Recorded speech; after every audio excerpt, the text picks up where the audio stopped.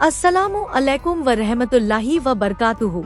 बिस्मिल्लाहिर्रहमानिर्रहीम। सबसे पहले अल्लाह ताला की हम्द व सना पढ़ते हैं जो तमाम कायनात का खालिक व मालिक है, और दुरूद व सलाम हो हमारे आखिरी नबी हजरत मोहम्मद सल्लल्लाहु अलैहि वसल्लम पर, जो रहमतुल लिल आलमीन और खातमुन नबीयीन है। दोस्तों, क्या आपने कभी खामोशी में बैठकर यह सोचा है कि इस धरती पर अल्लाह रब्बुल इज्जत ने कितने पैगंबर भेजे होंगे? हदीस हमें बताती है कि कुल 1,24,124 पैगंबर भेजे गए, लेकिन कुरान मजीद में सिर्फ 25 पैगंबरों के नाम का जिक्र आया है। आखिर क्यों? क्योंकि ये नाम सिर्फ नाम नहीं है, ये कुर्बानी की मिसालें हैं, सब्र की मीनारें हैं, दर्द की दास्तानें हैं और रहमत की बारिशें हैं। ये पैगंबर फरिश्ते नहीं थे, ये हमारी ही तरह इंसान थे।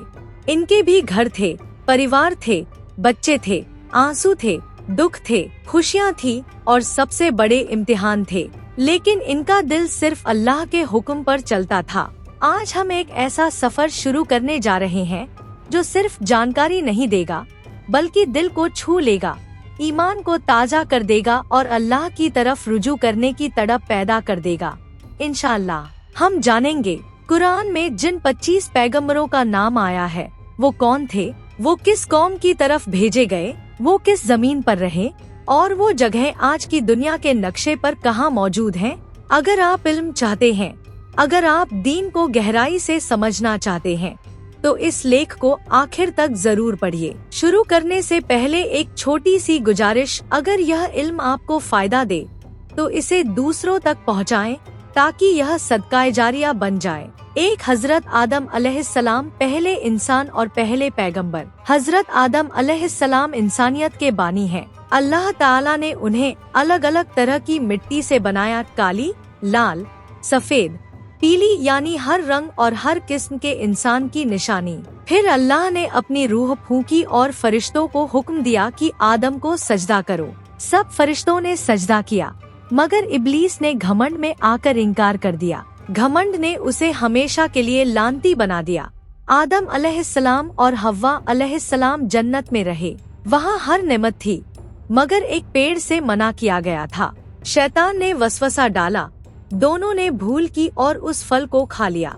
अल्लाह ने उन्हें जन्नत से जमीन पर उतार दिया, लेकिन हजरत आदम अलैहिस्सलाम ने अपनी गलती मानी, रोए, तौबा की।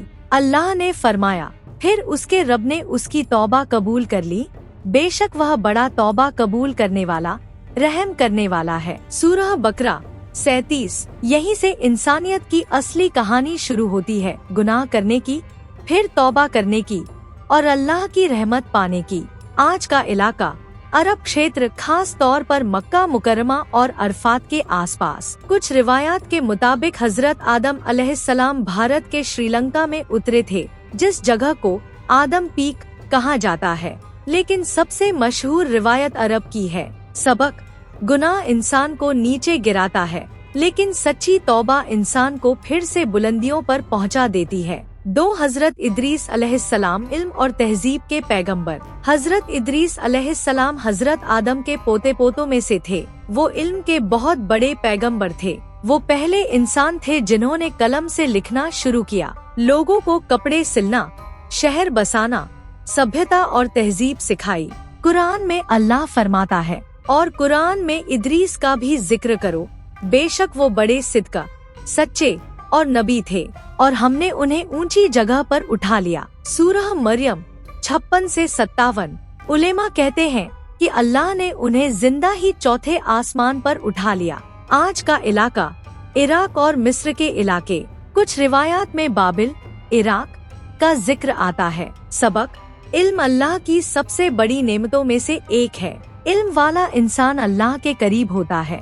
3 हजरत नूह अलैहिस्सलाम सब्र की सबसे लंबी मिसाल। हजरत नूह अलैहिस्सलाम को 950 साल तक दावत देते गुजर गए। दिन रात लोगों को तौहीद की दावत दी। लोग मजाक उड़ाते, पत्थर मारते, गालियाँ देते, लेकिन वो डटे रहे।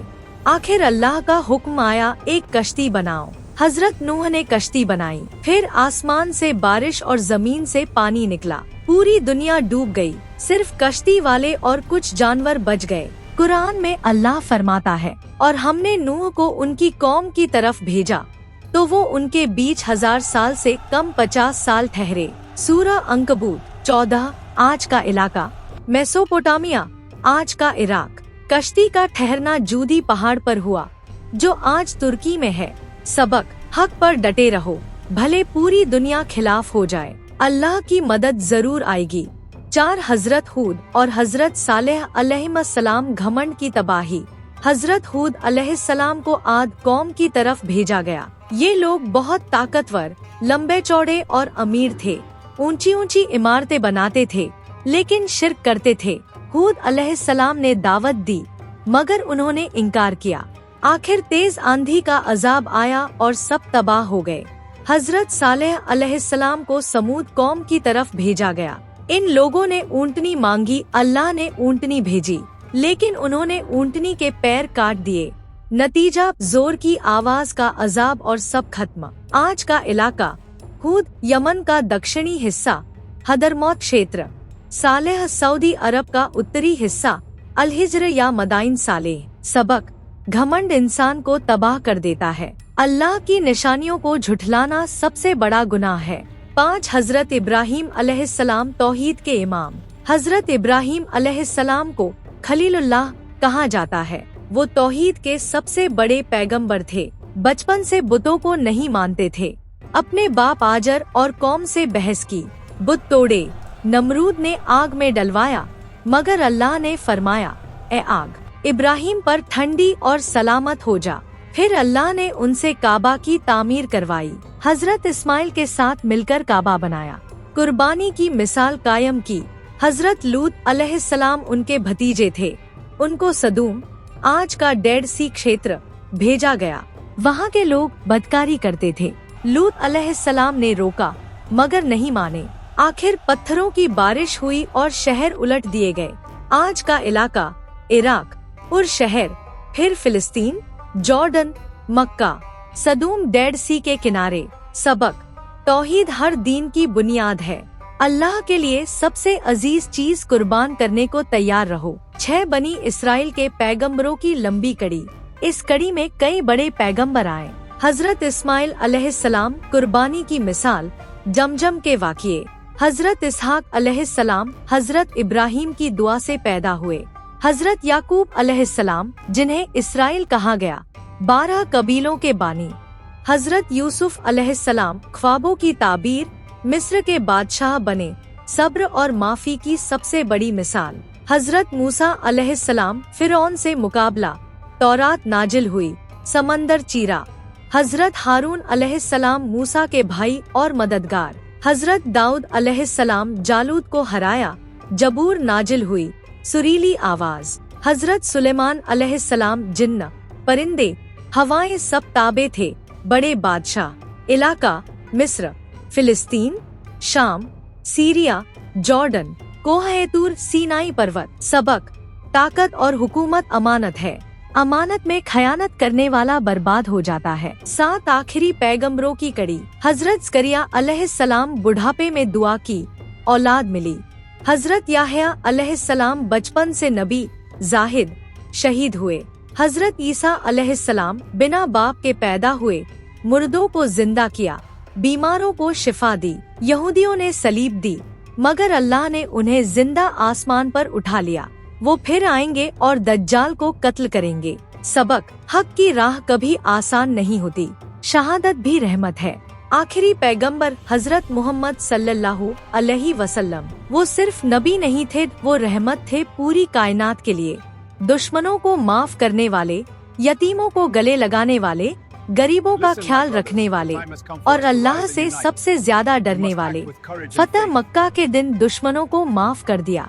ताइफ में पत्थर खाए मगर दुआ की कि इनकी औलाद को हिदायत दे, सल्लल्लाहु अलैहि वसल्लम। दोस्तों, ये पैगंबर हमारी राह के चिराग हैं। इनकी जिंदगियां हमें सिखाती हैं कि मुश्किलें आएंगी, इम्तिहान होंगे, मगर अल्लाह पर यकीन रखो, सब्र करो, तौहीद पर डटे रहो। अगर यह स्टोरी आपके दिल को छू गया हो तो कमेंट में लिखिए, या अल्लाह हमें अपने अंबिया के रास्ते पर चला और बताइए आपको किस पैगंबर की कहानी सबसे ज्यादा असरदार लगी। इसे शेयर कीजिए ताकि यह इल्म सदका जारिया बन जाए। अगले स्टोरी तक अस्सलामु अलैकुम व रहमतुल्लाहि व बरकातुहू।